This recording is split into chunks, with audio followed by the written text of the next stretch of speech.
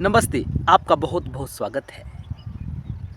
जैसा कि हम आजकल सोशल मीडिया के ऊपर देखते ही हैं कि बहुत ही अभद्र प्रदर्शन किया जा रहा है और ऐसे चैनल्स के ऊपर लाखों में व्यूज़ हैं, मिलियंस में व्यूज़ हैं, लेकिन हम अपने चैनल पर शिव के संबंध में, परम तत्व के संबंध में ज्ञान लोगों को देने का प्रयास कर रहे हैं। लेकिन हमारे चैनल्स पे व्यूज़ कितने हैं?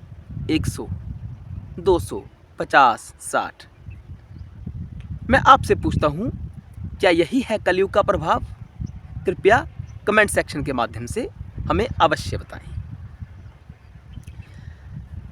और अगर आप की शिव में श्रद्धा है, शिव में विश्वास है, तो हमारे चैनल को सब्सक्राइब अवश्य करें और बेल आइकन को अवश्य दबाएं ताकि जो भी हम वीडियो अपलोड करें वो सबसे पहले आप तक पहुंच सके।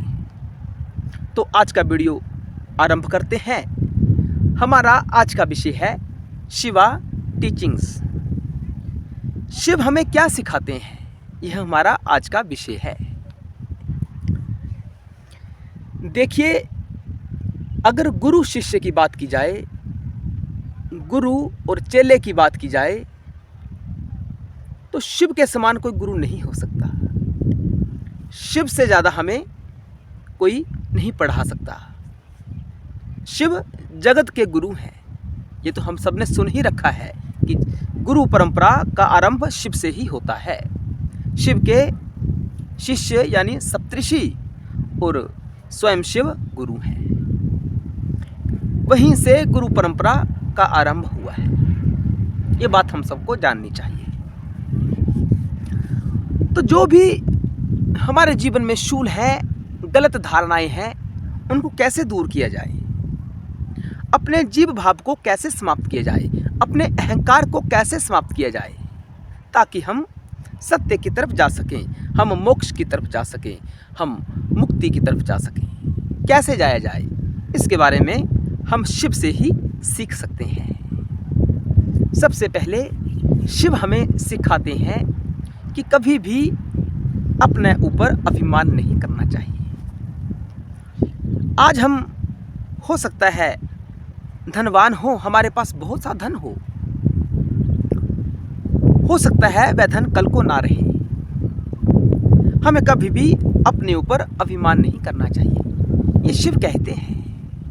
क्योंकि शिव स्वयं कैलाश पर्वत पर रह रहे हैं। शिव के पास पूरी कायनात है, शिव के पास पूरा ब्रह्मांड है। क्या शिव सोने के बने महलों में नहीं रह सकते? रह सकते हैं। शिव अपने शरीर पर भस्म रमाए रहते हैं। क्या शिव सोने के आभूषण धारण नहीं कर सकते? शिव के पास स्वर्ण की कमी है? नहीं। वो हमें लगातार सिखाते रहते हैं। वो हमारे टीचर की तरह हैं जो हमें बताते हैं कि जीवन कैसे जीना है। साधारण जीवन जीना चाहिए। आपके पास हो सकता है बहुत धन हो, कभी उसका अभिमान नहीं करना चाहिए।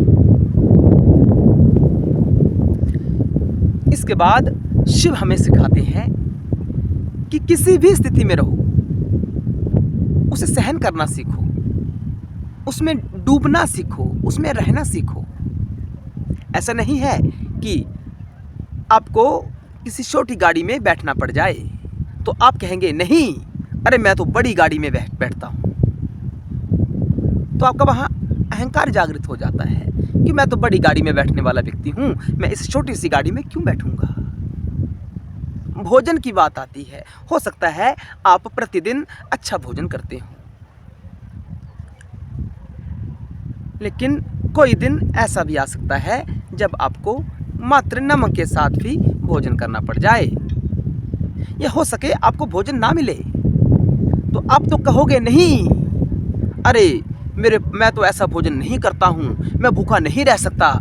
तो स्थिति के अनुरूप हमें खुद को ढालना चाहिए, ऐसा शिव हमें कहते हैं। किसी भी स्थिति में रहो, हो सकता है सोने के लिए आपको धरती पर ही सोना पड़े, तो आप कहोगी नहीं, मैं तो नीचे सोता ही नहीं हूँ, मुझे तो शैया ही चाहिए, उत्तम श्रेणी की शैया ही चाहिए।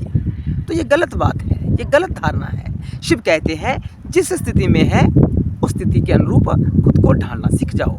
आपके पास अच्छा है तो अच्छा भोग कर लो, अगर अच्छा नहीं है, थोड़ा घटिया है या थोड़ा कम गुणवत्ता वाला है तो उसमें रहना सीख जाओ। ये हमें शिव बताते हैं। और शिव इसके बाद हमें सिखाते हैं कि हमें कभी भी लोभ नहीं करना चाहिए। आपने प्राय देखा होगा कि जब हमारे सामने कोई अधिक मात्रा में वस्तु पड़ी होती है तो हम उसे अपने पास एकत्रित करने का प्रयास करते हैं कि ये वस्तु मेरे पास आ जाए, वो भी मेरे पास आ जाए। इसे लोभ कहते हैं। हमें इस आदत का त्याग करना है, क्योंकि हमारे पास कोई भी वस्तु हो वह उतनी ही होनी चाहिए जितना हम भोग कर सकें, जितना हमारी ज़रूरत हो। ज़रूरत से ज़्यादा इकट्ठा करना लोभ कहलाता है। शिव कहते हैं कि हमें कभी भी लोभ नहीं करना चाहिए। इसके बाद शिव हमें सिखाते हैं कि हमें कभी भी मोह नहीं करना चाहिए, किसी से लगाव नहीं करना चाहिए। ये पूरी कायनात, ये पूरा ब्रह्मांड हमारा ही है, हम ही इस ब्रह्मांड के रूप में अभिव्यक्त हुए हैं। शिव ऐसा कहते हैं। स्वयं के बीच और ब्रह्मांड के बीच कोई भेद नहीं समझना चाहिए। सब मेरा है तो मैं मोह किससे करूं? मृत्यु जब मैं शरीर में हूं तो ये ब्रह्मांड मेरा है जो मुझे दिखाई दे रहा है। जब मेरी मृत्यु हो जाएगी तो सूक्ष्म जो दृष्टि में जो भी दिखाई देता है वह भी सब मेरा ही होगा। किसी विशेष वस्तु के प्रति आसक्ति करना मोह कहलाता है। हम सबको इसका परित्याग करना चाहिए, ऐसा शिव कहते हैं। भक्तों, शिव से अच्छा हमें कोई सिखा नहीं सकता। ये बहुत ही आवश्यक है कि हमें शिव की शरण में जाना चाहिए, शिव के पास एकाग्र चित होकर बैठना चाहिए। शिव हमें अपने समान बना देंगे। हर हर महादेव।